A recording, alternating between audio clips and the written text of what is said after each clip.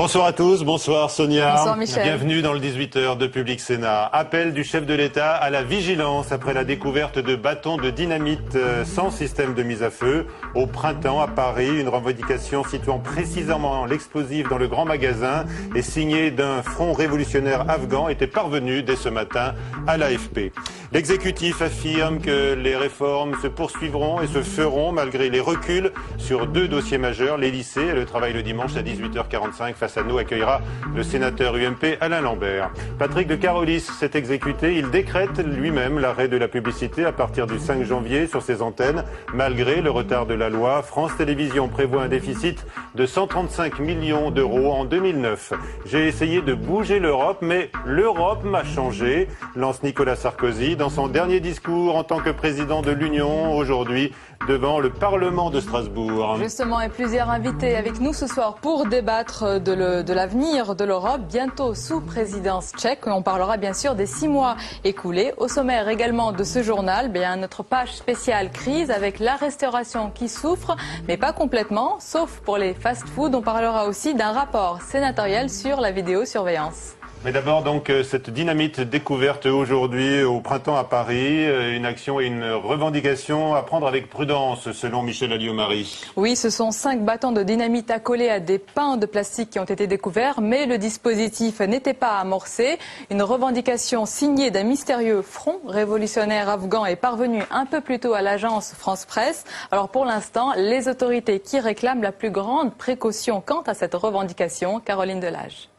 Que le président de la République retire ses troupes de notre pays avant fin février 2009. Voilà la revendication du groupe qui se fait appeler Front révolutionnaire afghan et qui dit être à l'origine des 5 bâtons de dynamite retrouvés ce matin au 3e étage du grand magasin Printemps, boulevard Haussmann à Paris. Si la France a fait l'objet de plusieurs menaces de la part des talibans depuis 2001, le ministre de l'Intérieur, Michel Alliot-Marie, se méfie et reste prudente. Il s'agit d'un groupe qui est totalement ignoré de tous les services.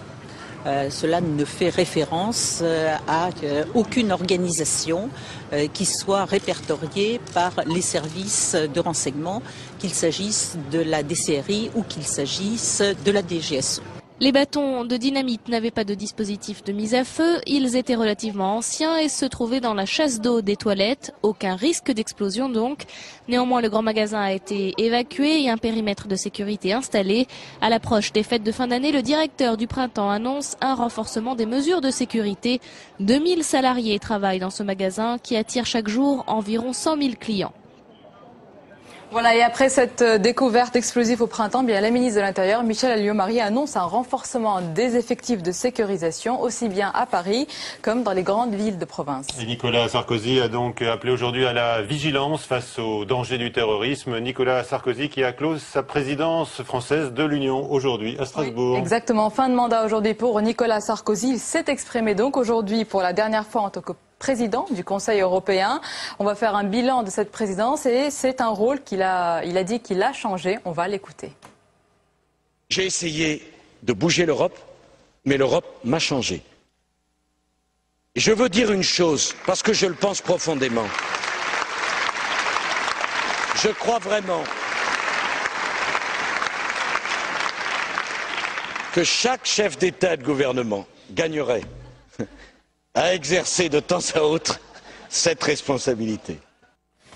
Voilà, il y a même eu des applaudissements sur les rangs socialistes, même s'il y a eu aujourd'hui des escarmouches encore au Parlement de Strasbourg entre le chef de l'État et Daniel Cohn-Bendit qui a traité le président français de girouette sur certains dossiers. En tous les cas, c'est donc l'heure du bilan. Elle sonne pour la présidence française. Oui, après 6 mois de présidence au galop, Nicolas Sarkozy a arraché donc vendredi dernier un accord sur le paquet énergie-climat. Autre point positif, bien sûr, la gestion des 2 crises, aussi bien géorgienne que financière. Et si son activisme suscitait au départ quelques réticences, sa méthode est plutôt saluée. Thomas Raguet. Avec le non irlandais au traité de Lisbonne, la présidence française semblait bien mal partie. Mais très vite, Nicolas Sarkozy se montre réactif sur tous les fronts. Dès le mois de juillet, il réussit à faire accepter son projet d'union pour la Méditerranée malgré les réticences de l'Allemagne. Un mois plus tard, il obtient un cessez-le-feu entre Russes et Géorgiens, puis à l'automne fait passer un plan de relance européen face à la crise. Il y aura un avant et un après Sarkozy, je pense particulièrement dans l'opinion publique. S'il y a un secteur sur lequel la présidence a réussi, c'est de montrer que l'Europe compte. et de montrer au peuple européen que c'est par l'Europe qu'on peut trouver des solutions, que ce soit dans la crise géorgienne ou que ce soit dans la crise économique. La présidence française aura également marqué un renouvellement des rapports franco-allemands. Entre Nicolas Sarkozy et Angela Merkel, c'est l'entente de raison. On a réussi à sortir de cette confrontation. Ça ne veut pas dire qu'il y a un grand projet franco-allemand. En ce moment, il n'y en a pas. Mais au moins, les disputes publiques se sont arrêtées et il y a une façon de discuter ensemble qui, comparé à il y a un an, constitue vraiment un changement de climat. Si les observateurs dressent plutôt un bilan positif de la présidence française, certaines voix à gauche critiquent toutefois la méthode Sarkozy. Je pense qu'il y a, à l'évidence, pas autant de points positifs qu'on veut bien essayer de nous le faire croire. Le point positif, c'est à l'évidence une excellente communication de la part du président de la République. Place maintenant à la République tchèque qui prendra la présidence de l'Union au 1er janvier. Voilà, et 4 invités dans un instant sur ce plateau pour débattre donc du bilan de la présidence française. Martine Aubry se glisse dans les habits de première secrétaire du Parti socialiste, on l'a vu au Sénat aujourd'hui. Oui, conférence de presse d'abord hebdomadaire au Parti socialiste, puis réunion au Sénat. Martine Aubry a assumé dans les règles son rôle de première secrétaire nationale du Parti socialiste. Crise économique, réforme de l'audiovisuel ou encore travail dominical, aucun sujet n'a été oublié. Le Parti socialiste qui souhaite redonner une image de renouvellement et d'unité. Regardez, c'est un sujet de Nicolas Béard et d'Amélie Thiol. Pour son premier point presse en tant que première secrétaire du Parti socialiste, Martine Aubry est arrivée en retard. Mais elle l'assure, le parti est à nouveau en marche, fini les divisions, le PS a du pain sur la planche et un leitmotiv, l'opposition à Nicolas Sarkozy. Nous essayons en permanence, bien sûr, de nous opposer, de critiquer, voire de dénoncer des reculs qui font reculer la République et la démocratie, je l'ai dit, et qui accentuent la crise de nos concitoyens, mais nous proposons, nous disons, il y a des solutions. Après l'Assemblée nationale, Martine Aubry a fait un détour par le Sénat pour rencontrer les parlementaires socialistes et prôner l'unité retrouvée du parti. Elle souhaite à l'avenir que sénateurs et députés travaillent main dans la main. Et régulièrement, elle rencontrera les présidents de groupe des deux chambres. Nous ne sommes plus dans des querelles internes, nous sommes en train de nous reconstituer, nous mettre en ordre de marche, derrière celle qui a été élue par les militants première secrétaire du parti. Ce qui est à l'ordre du jour, c'est surtout le travail qui nous attend. La première secrétaire a définitivement endossé les habits de chef de l'opposition, une opposition qui devrait se faire entendre. Rien que pour le travail dominical, le PS a déjà déposé plus de 4000 amendements. Patrick de Carolis a reçu Christine Albanel, la ministre de la Culture, 5 sur 5 quant à la suppression de la publicité sur ses écrans à compter du 5 janvier et après 20h. Oui, Patrick de Carolis s'est exécuté, mais il l'a fait en prenant soin d'obtenir l'aval de son conseil d'administration. Avec 9 voix pour, 2 contre et 1 abstention, eh bien, le président de France Télévisions supprime donc la publicité à partir du 5 janvier. Alors que la loi n'est pas encore votée, donc elle n'est pas encore en discussion au Sénat.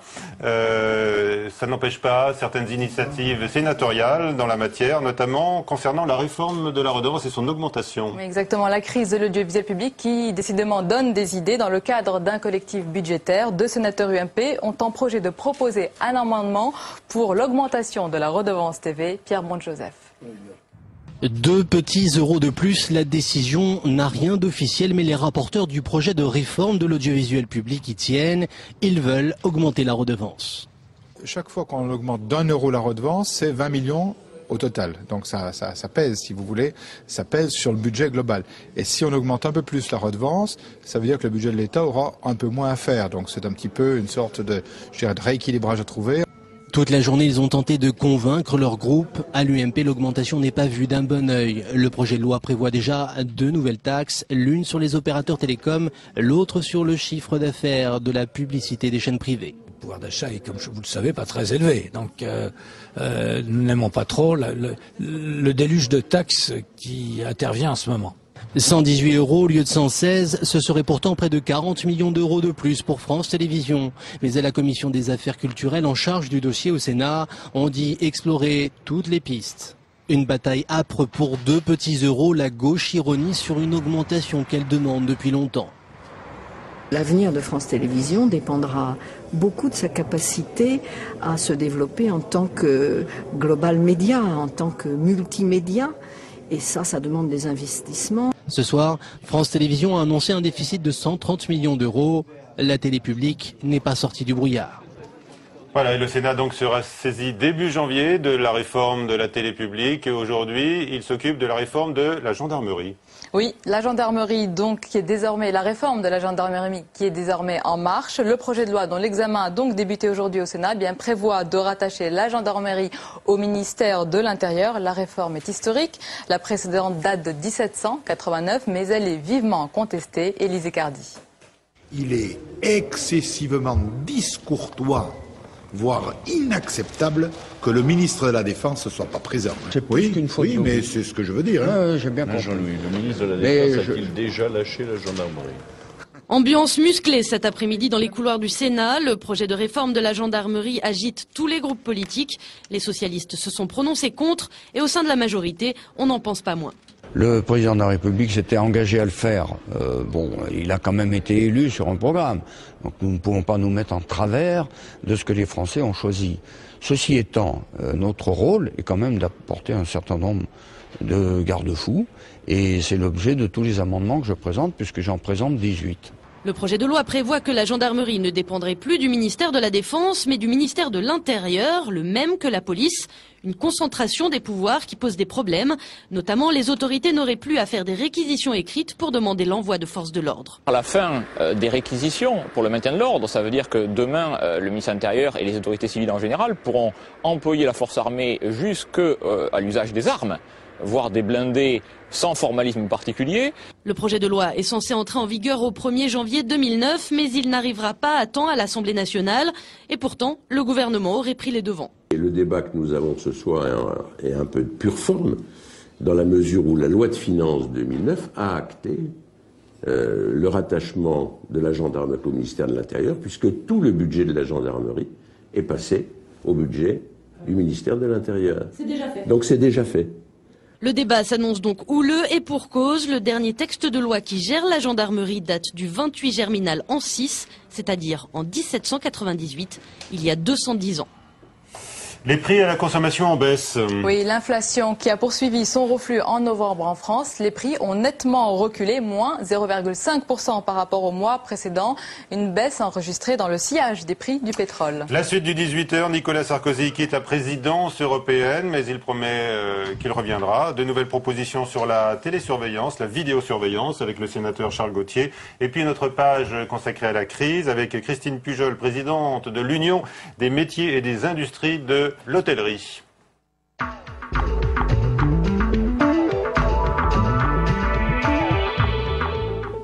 Alors Nicolas Sarkozy qui a tiré sa révérence après 6 mois de présidence française à la tête de l'Union. On va commencer peut-être par évoquer son bilan. On fait un petit tour de table. Pierre Fauchon, sénateur centriste du Loir-et-Cher, votre avis global, une note. En quelques mots. En quelques mots. Le bilan est évidemment excellent puisque non seulement le président a su faire face à des imprévus. L'affaire de la Géorgie était un imprévu énorme, où il a affirmé la capacité pour les Européens de se mettre d'accord et d'offrir aux Russes un partenaire à la hauteur, alors qu'on s'attendait à voir plutôt les Américains dans cette situation-là. Ensuite, il y a eu la crise, où le président a montré sa capacité d'organiser une réaction européenne, disons pas unifiée réellement, mais en tout cas coordonnée, ce qui était déjà un très grand progrès. On vous lui donnez une mention. Et ça ne l'a pas empêché de poursuivre son programme d'origine et d'obtenir d'une part le pacte sur l'immigration et il y a quelques jours le pacte sur l'accord on en parlera en détail, climat qui ratifie ce qui avait été décidé du temps de la présidence allemande, d'ailleurs il faut le rappeler. Richard Young, alors sénateur socialiste, votre avis? Moi je partage pas l'enthousiasme normal d'ailleurs de mon collègue Fauchon. Je pense que c'est un bilan plus nuancé. Il y a des aspects positifs que vous avez indiqués. C'est sûr que le paquet énergie-climat est une belle réussite. Malgré les concessions faites à certains pays. Il fallait. À 27, faut faire des concessions, tout le monde le sait. En particulier les pays d'Europe centrale. La gestion de la crise géorgienne a été tout à fait rapide.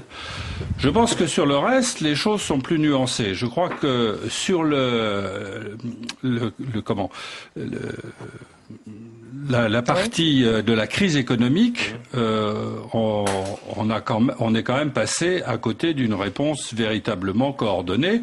La réponse est venue de Londres, non pas de Bruxelles, et c'était un peu dommage. Donc bilan mitigé. Et sur le dernier point, je termine là-dessus, et sur le dernier point qui était la directive du retour, au fond, on n'a rien de bien nouveau. Alors, Laurent, on va laisser la parole au tour de table. Laurent Cohen, Tanoudji, est-ce que c'est un bilan mitigé pour vous? Non, pour moi c'est un bilan qui est très positif, puisqu'effectivement non seulement ce qui était sur l'agenda a été tenu, notamment le paquet énergie-climat qui était la chose la plus importante, mais surtout je crois que cette présidence va rester marquée par ces deux grandes crises, la crise géopolitique. Là je ne parlerai pas peut-être de partenariat avec la Russie, mais plutôt de médiation de l'Europe, et puis surtout la crise économique et financière où il y a eu un véritable leadership. Alors bien sûr, certaines solutions sont venues de Londres, mais il y a eu quand même une coordination au niveau de l'Europe. Et donc ça, je pense que c'est extrêmement le résultat, enfin l'écho parmi nos partenaires européens est très positif. Moi, j'ai eu l'occasion de visiter plusieurs pays européens ces derniers temps. L'accueil en général, sur le fond, est très très positif. Alors l'avis de notre quatrième invité, si vous le voulez bien, Wolfram Vogel. Bonsoir. Vous êtes directeur de l'Institut franco-allemand. Cette présidence a été quand même marquée par des tensions avec l'Allemagne, avec Berlin, affaire de tempérament, dit-on, mais également d'appréciation, justement, des réponses à apporter à la crise. Vous, quel bilan vous tirez de la présidence française? Justement, si vous évoquez déjà les tensions qu'il y a eu avec l'Allemagne, ça n'a pas du tout empêché de produire des résultats de fond. S'il n'y avait pas eu les deux crises, Géorgie-Russie et la crise économique et financière, bien sûr, on aurait eu toute une autre présidence française de l'Union européenne. Il faut, en jugeant le couple franco-allemand, peut-être tourner un peu le dos des deux têtes au sommet de l'État. Bien sûr, il y a des styles différents, bien sûr, il y a aussi des politiques différentes, mais qui ont tout de même été coordonnées à un certain point. Alors, en 6 mois, est-ce que l'Europe a changé et comment, Pierre Fauchon? Moi, je crois que l'Europe a changé profondément. Je ne sais pas si elle a changé M. Sarkozy, mais lui, il a changé l'Europe. Pourquoi? L'Europe était enlisée. Elle était enlisée parce que, fonctionnant sur la base des anciens traités, n'ayant pas accepté la nouvelle constitution, le processus de Lisbonne étant lui-même pas abouti, on était dans une situation où, d'une part, la Commission, qui était à l'origine l'élément dynamique et créatif de l'Europe, était pratiquement quasi paralysée et réduite à des tâches administratives ou à des actions velléitaires qui ne débouchaient pas sur des actions concrètes, tandis que de l'autre côté, les chefs d'État et de gouvernement restaient un peu chacun sur son quant à soi, sur ses prérogatives régaliennes, et n'arrivaient pas à dégager des solutions communes, voire la réaction sur l'Irak. Soudain, M. Sarkozy a démontré que l'exécutif européen dynamique pouvait être assumé par les chefs d'État et de gouvernement, qu'ils pouvaient dégager entre eux une dynamique affirmant la présence de l'Europe, non seulement sa présence, mais sa capacité d'action et sa capacité de décision. Et je crois que tout le système européen se trouve maintenant transformé et que nous allons avoir dans l'avenir un système dans lequel l'exécutif sera effectivement assumé et d'une manière créative par les chefs d'État et de gouvernement et que la Commission, comme on vient de le voir d'ailleurs en acceptant d'augmenter encore le nombre des commissaires, va être un peu réduite, il faut bien le dire, et un vieil Européen comme moi le regrette, mais enfin c'est l'évolution des choses, à une fonction tout de même très importante, mais qui n'est plus ce qu'elle était autrefois. Richard Young, est-ce que vous partagez là encore cet optimisme? Moi, j'ai pas les yeux de chimène pour Super Sarkozy. Sur la gestion de la crise, gestion de la crise, qu'est-ce qu'on constate? En fait, on constate que la Commission a été complètement à l'écart, qu'elle n'a fait aucune proposition, et que le plan, ce qu'on a appelé le plan européen, c'est en fait la juxtaposition des plans nationaux qui ont été ainsi ratifiés, plus un petit quelque chose de l'ordre de 25 à 26 milliards qui proviennent de la BEI. Mais il n'y a pas eu vraiment de plan concerté au niveau européen. On pouvait imaginer que c'était l'occasion pour lancer un emprunt, pour revoir le budget, pour faire quelque chose d'ambitieux.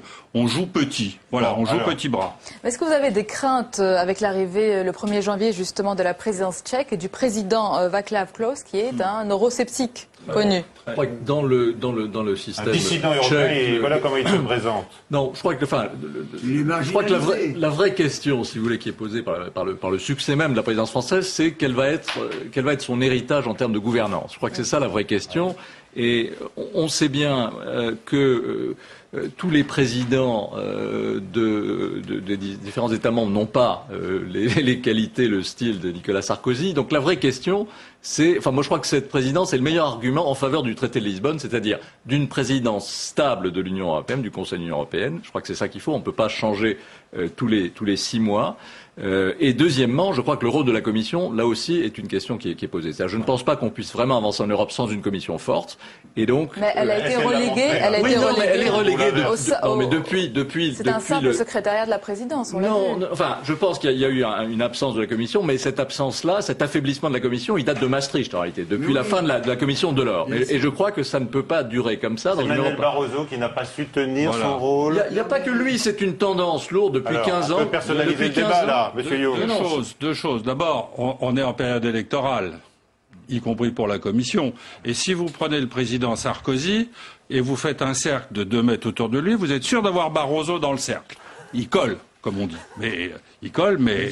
il peut coller sans l'ombre de Nicolas Sarkozy. C'est peut-être pas forcément positif. Deuxième observation, par contre, je rejoins tout à fait ce qui a été dit sur le fait que, pour l'avenir, ce qu'il nous faut, c'est le traité de Lisbonne. Pour toutes les raisons qu'on ne va pas développer, mais...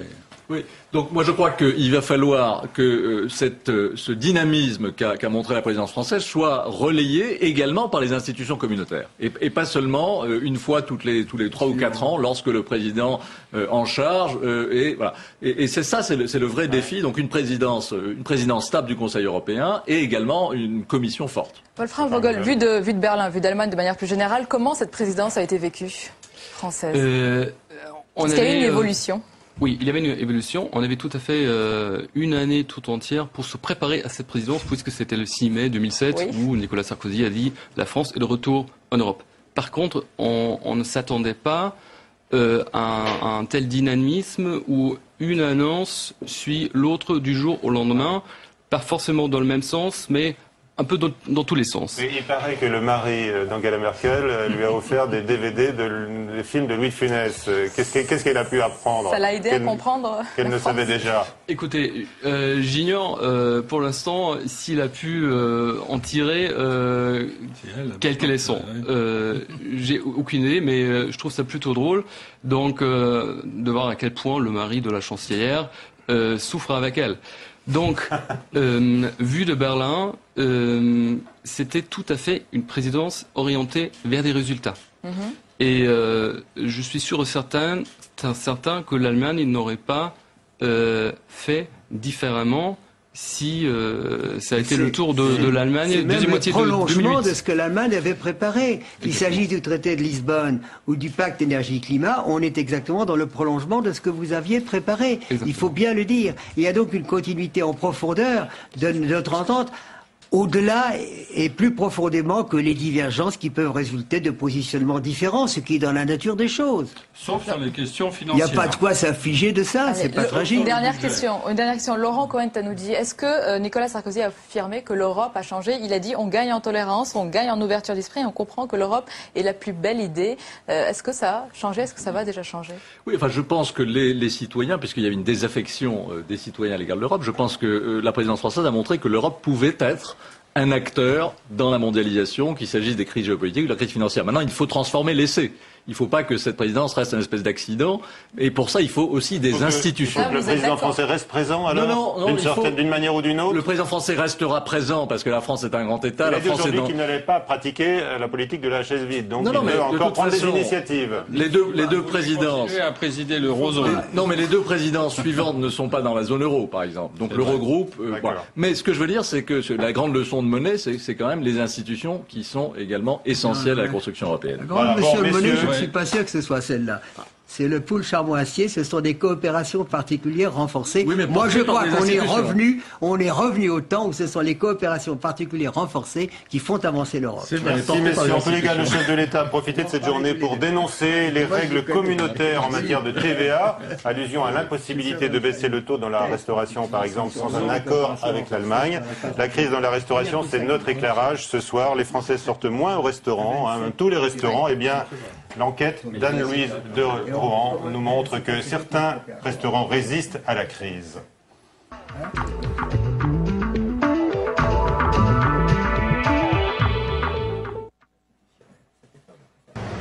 Quai Montebello, à Paris, juste en face de Notre-Dame.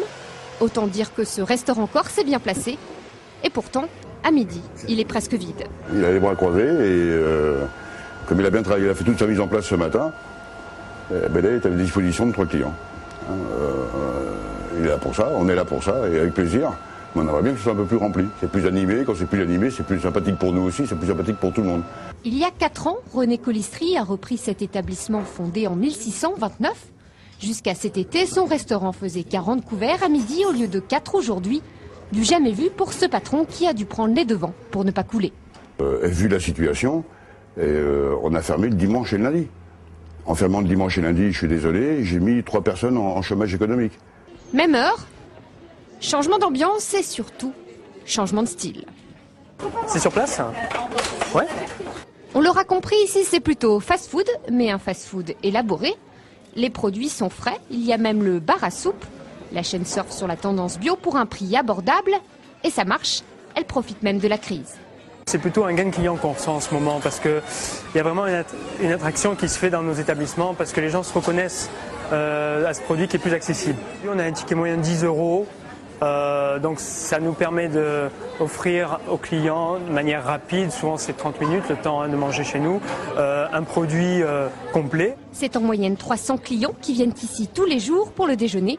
L'établissement ouvert en 2006 fait ainsi 60% de son chiffre d'affaires à cette heure-là. De temps en temps, c'est vrai que c'est la cantine, mais j'hésite pas à faire appel à ce type de fast-food qui est un peu un fast-food qui garantit une nourriture équilibrée, voilà, avec une entrée, un plat, un dessert, mais à base de produits frais.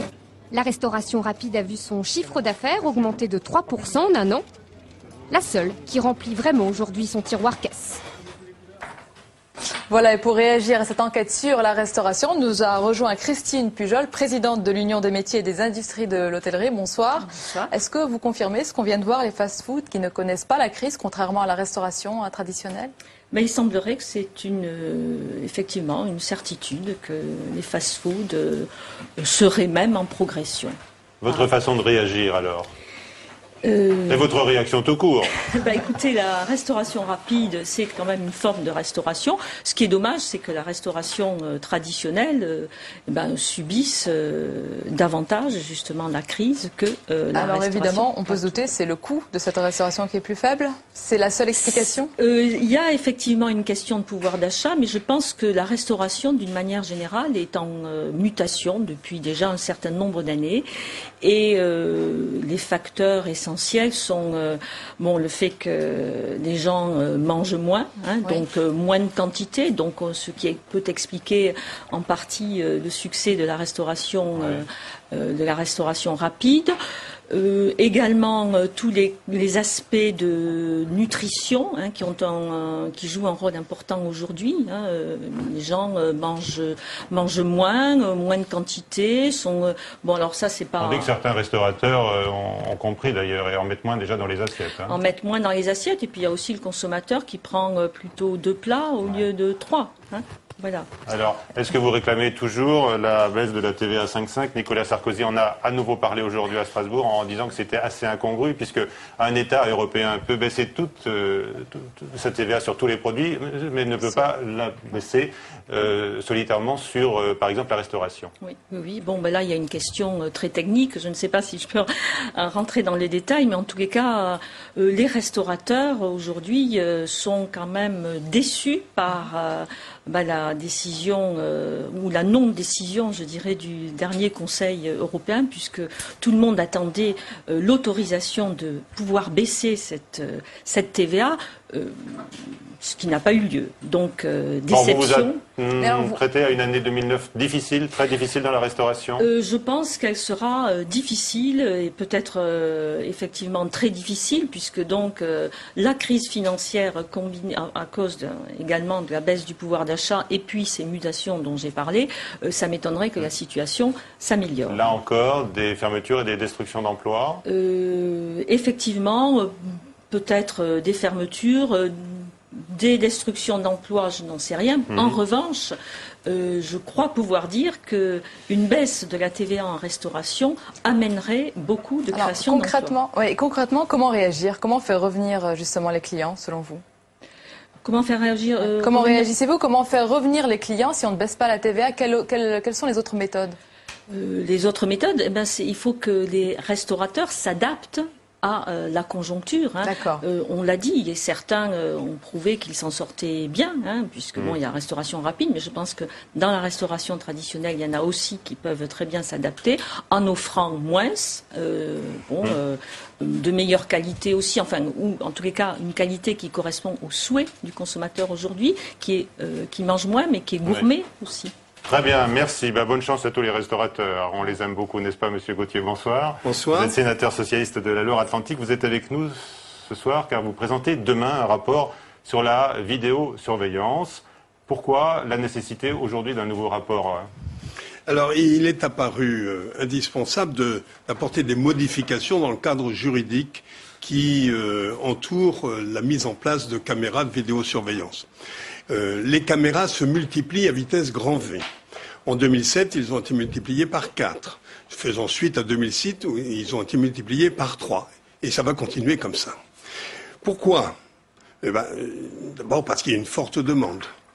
On voit beaucoup, par exemple, le monde du commerce demander des caméras. Les restaurants, ça devient à la mode sur les terrasses, me dit-on, parce que il y aurait surveiller quand on va voir nos amis restaurateurs.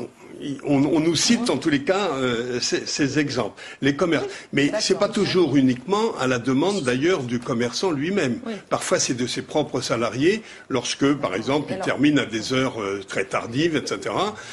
Dans les transports en commun, il est arrivé que ce soit les syndicats des conducteurs qui demandent la mise en place de beaucoup caméras, d'élus demandent. Donc, il y en a beaucoup. Il faut dire aussi que la technologie a évolué de façon extrêmement positive. Aujourd'hui, on a des prestations qui sont incomparables avec ce qui pouvait exister il y a 5 ou 6 ans. Est-ce que ça vous inquiète? Et puis, le gouvernement incite les collectivités à le faire. Aujourd'hui, il y a une sollicitation extrêmement forte. C'est une bonne chose, dites-nous. C'est une bonne chose. Écoutez, comment vous l'interprétez? C'est difficile et nous sommes 2 commissaires qui faisons ce rapport et nous ne tranchons pas sur, par exemple, l'efficacité. C'est-à-dire que concernant les élucidations des faits qui sont pris en flagrant délit, j'allais dire, par les caméras, il est évident que ça aide beaucoup dans le déroulement de l'enquête. Mais ça, c'est le rôle, j'allais dire, de l'État. C'est son rôle régalien, c'est celui de la police. Concernant la prévention, la démonstration n'est pas faite de l'efficacité en termes de prévention.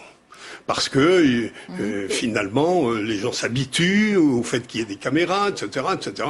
Et donc, nous n'avons pas réussi à trouver d'explication. Alors, quelle est la recommandation principale de votre rapport? Et l'État incite énormément, y compris financièrement. D'accord. Vous savez que depuis la dernière loi, justement, sur la prévention de la délinquance, il a été créé un fonds interministériel concernant la prévention de la délinquance, à l'initiative du préfet en discussion avec les maires dans le cadre des politiques de prévention. Et tous les moyens aujourd'hui sont portés dessus. Votre recommandation majeure alors? Ma recommandation, elle ne va pas aux utilisateurs, elle va à l'État pour justement créer ce nouveau contexte juridique. C'est-à-dire qu'aujourd'hui, toutes les caméras sont soumises à une autorisation. Oui. Et l'autorisation, aujourd'hui, est assez compliquée parce que ça relève de structures extrêmement différentes. Dans chaque département, il y a une commission départementale. Chacune ne fonctionne pas comme celle du département d'à côté. Il y a également la CNIL. Et on ne sait jamais, en fait, si ça relève de la commission départementale ou de la... C'est très compliqué. Oui, alors concrètement, qu'est-ce que vous demandez? Nos préconisations vont clarifier cette question-là. Une simplification de la procédure. Et elles vont également inciter à une meilleure information du public, parce qu'à chaque fois qu'il y a une sorte de contrainte, il est absolument indispensable qu'il y ait à côté un système de défense des libertés publiques. Et donc, nous avons plusieurs propositions qui vont dans ce sens. Merci Charles Gauthier d'avoir levé le voile ce soir sur ce rapport. Un petit peu. Attendu demain. Tout de suite l'Europe. Je vous invite demain. Et si vous voulez me réinviter, vous saurez tout demain. Très bien, on en saura plus demain. L'Europe et nous tout de suite. Ensuite à 18h45. Face à nous accueille le sénateur UMP Alain Lambert. Bonsoir à tous. Bonne soirée à tous sur Public Sénat.